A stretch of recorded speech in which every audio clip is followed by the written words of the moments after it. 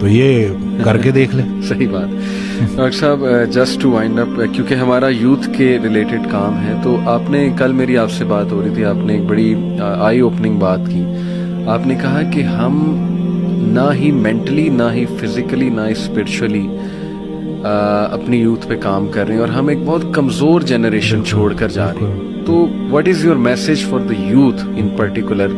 کیونکہ مینٹلی بھی، ایموشنلی بھی، فزیکلی بھی آپ کی بات ٹھیک ہے، ہم ایک کوئی طاقتور جنریشن نہیں چھوڑ کے جا رہے. دیکھیں اصل میں بہت چیلنجنگ ہے، لیکن ان بچوں کو یہ سمجھنا ہوگا کہ ابھی چونکہ عمر ایسی ہوتی ہے. اس دن بھی ایک کوئی ہارٹ بریک ہو گیا تھا تو پراپر نہ صحیح ڈپریشن میں، تو میں نے اس کو کہا کہ ہر اس انسان کا شکریہ جس نے میری آنکھوں کو آنسو دیے. یہ آنسو مجھے اللہ کے پاس لے گئے.